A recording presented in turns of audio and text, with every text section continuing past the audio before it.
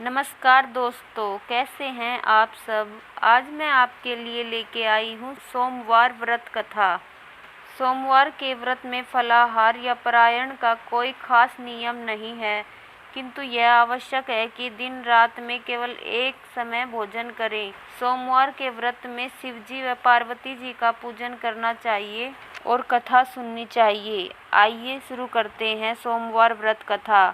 एक समय एक बहुत धनवान साहूकार था, जिसके घर धन आदि किसी प्रकार की कमी नहीं थी, परंतु उसको एक दुख था कि उसके कोई संतान नहीं थी। वह इसी चिंता में रहता था। वह पुत्र की कामना के लिए प्रति सोमवार को शिवजी का व्रत और पूजन किया करता था तथा सायंकाल को शिव मंदिर में जाकर शिवजी के श्री विग्रह के सामने दीपक जलाया करता था। उसके इस भक्ति भाव को देखकर एक समय श्री पार्वती जी ने शिवजी महाराज से कहा कि महाराज, यह साहूकार आपका अनन्य भक्त है और सदैव आपका व्रत और पूजन बड़ी श्रद्धा से करता है। इसकी मनोकामना पूर्ण करिए। शिवजी ने कहा, हे पार्वती, यह संसार कर्म क्षेत्र है। जैसे किसान खेत में जैसा बीज बोता है वैसा ही फल काटता है, उसी तरह इस संसार में जो जैसा कर्म करते हैं वैसा फल पाते हैं। पार्वती जी ने अत्यंत आग्रह से कहा, महाराज, जब यह आपका अनन्य भक्त है और इसको अगर किसी प्रकार से दुख है तो इसको अवश्य दूर करना चाहिए, क्योंकि आप सदैव अपने भक्तों पर दया करते हैं और उनके दुखों को दूर करते हैं। यदि आप ऐसा नहीं करेंगे तो मनुष्य आपकी सेवा तथा व्रत क्यों करेंगे। पार्वती जी का ऐसा आग्रह देख शिवजी महाराज कहने लगे, हे पार्वती, इसके कोई पुत्र नहीं है। इसी चिंता में यह अति दुखी रहता है। इसके भाग्य में पुत्र न होने पर मैं इसको पुत्र की प्राप्ति का वर देता हूँ, परंतु यह पुत्र केवल 12 वर्ष तक जीवित रहेगा। इसके पश्चात वह मृत्यु को प्राप्त हो जाएगा। इससे अधिक मैं और कुछ नहीं कर सकता। ये सब बातें साहूकार सुन रहा था। इससे उसको न कुछ प्रसन्नता हुई और न ही कुछ दुख हुआ। वह पहले जैसा ही शिवजी महाराज का व्रत और पूजन करता रहा। कुछ काल व्यतीत हो जाने पर साहूकार की स्त्री गर्भवती हुई और 9वें महीने उसके गर्भ से अति सुंदर पुत्र की प्राप्ति हुई। साहूकार के घर में बहुत खुशी मनाई गई, परंतु साहूकार ने उसकी केवल 12 वर्ष की आयु जानकर कोई अधिक प्रसन्नता प्रकट नहीं की और न ही किसी को भेद भी बताया। जब वह बालक 11 वर्ष का हो गया तो उस बालक की माता ने उसके पिता से विवाह आदि के लिए कहा, तो वह साहूकार कहने लगा कि अभी मैं इसका विवाह नहीं करूँगा, अपने पुत्र को काशी जी पढ़ने के लिए भेजूंगा। फिर साहूकार ने अपने साले को बुलाया, उसको बहुत सा धन देकर कहा, तुम इस बालक को काशी जी पढ़ने के लिए ले जाओ और रास्ते में जिस स्थान पर भी जाओ यज्ञ करते और ब्राह्मणों को भोजन कराते जाओ। वे दोनों मामा भांजे यज्ञ करते और ब्राह्मणों को भोजन कराते जा रहे थे। रास्ते में उनको एक शहर पड़ा। उस शहर में राजा की कन्या का विवाह था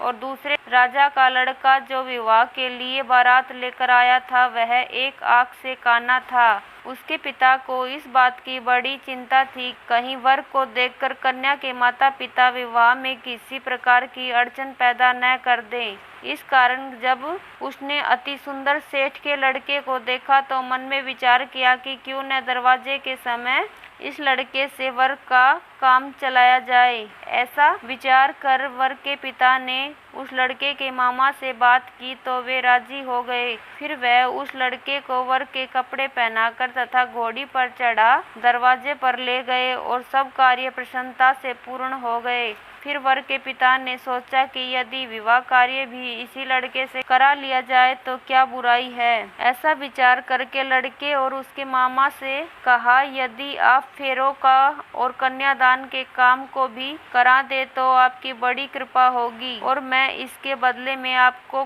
खूब धन दूंगा। तो उन्होंने स्वीकार कर लिया और विवाह कार्य भी बहुत अच्छी तरह से संपन्न हो गया। परंतु जिस समय लड़का जाने लगा तो उसने राजकुमारी की चुंदड़ी के पल्ले पर लिख दिया कि मेरा विवाह तो तेरे साथ हुआ है, परंतु जिस राजकुमार के साथ तुमको भेजेंगे वह एक आंख से काना है और मैं काशी जी पढ़ने के लिए जा रहा हूँ। लड़के के जाने के पश्चात उस राजकुमारी ने जब अपनी चुंदड़ी पर ऐसा लिखा हुआ पाया तो उसने राजकुमार के साथ जाने से मना कर दिया और कहा कि यह मेरा पति नहीं है, मेरा विवाह इसके साथ नहीं हुआ, वह तो काशी जी पढ़ने गया है। राजकुमारी के माता पिता ने अपनी कन्या को विदा नहीं किया और बारात वापस चली गई। उधर सेठ का लड़का और उसका मामा काशी जी पहुंच गए। वहां जाकर उन्होंने यज्ञ करना और लड़के ने पढ़ना शुरू कर दिया।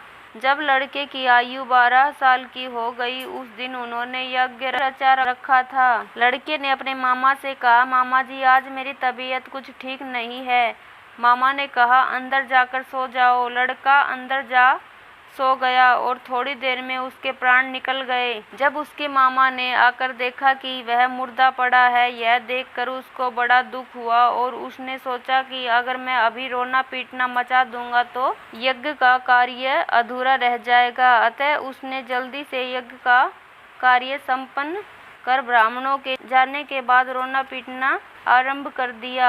संयोगवश उसी समय शिव पार्वती जी उधर से जा रहे थे। अब उन्होंने जोर जोर से रोने की आवाज सुनी तो पार्वती जी कहने लगी, महाराज कोई दुखिया रो रहा है, इसके कष्ट दूर कीजिए। जब शिव जी पार्वती जी ने पास जाकर देखा तो वहाँ एक लड़का मुर्दा पड़ा था। पार्वती जी कहने लगी, महाराज यह तो उसी सेठ का लड़का है जो आपके वरदान से हुआ था। शिव जी कहने लगे, हे पार्वती जी, इसकी आयु इतनी ही थी तो भोग चुका। तब पार्वती जी ने कहा, महाराज इस बालक को और आयु दो, नहीं तो इसके माता पिता तड़प तड़प कर मर जाएंगे। पार्वती जी के बार बार आग्रह करने पर शिव जी ने उसको जीवन दान दिया और शिव जी पार्वती जी की कृपा से लड़का जीवित हो गया। शिव पार्वती कैलाश पर्वत पर चले गए। जब वह लड़का और मामा उसी प्रकार यज्ञ करते हुए ब्राह्मणों को भोजन कराते अपने घर की ओर चल पड़े। रास्ते में उसी शहर आए जहां उसका विवाह हुआ था। वहां पर आकर उसने यज्ञ आरंभ कर दिया तो उस लड़के के ससुर ने उसको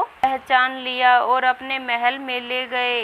ले जाकर उसकी बड़ी खातिर की, साथ ही बहुत ही दास दासियों सहित आदर पूर्वक लड़की और जमाई को विदा किया। जब वह अपने शहर के निकट आए तो मामा ने कहा कि मैं पहले तुम्हारे घर जाकर खबर कराता हूँ। जब उस लड़के का मामा घर पहुँचा तो लड़के के माता पिता घर की छत पर बैठे थे और यह प्रण कर रखा था कि यदि हमारा पुत्र सकुशल लौट आया तो हम राजी खुशी नीचे आ जाएंगे, नहीं तो छत से गिरकर अपने प्राण खो देंगे। इतने में उस लड़के के मामा ने आकर यह समाचार दिया कि आपका पुत्र आ गया है, पर उसको विश्वास नहीं हुआ। तब उसके मामा ने शपथ पूर्वक कहा कि आपका पुत्र अपनी स्त्री के साथ बहुत सारा धन साथ लेकर आया है। तो सेठ ने आनंद के साथ उसका स्वागत किया और बड़ी प्रसन्नता के साथ रहने लगे। इस प्रकार से जो कोई भी सोमवार के व्रत धारण करता है अथवा इस कथा को पढ़ता या सुनता है, उसकी समस्त मनोकामनाएं पूर्ण होती हैं। बोलो महादेव माँ पार्वती जी की जय।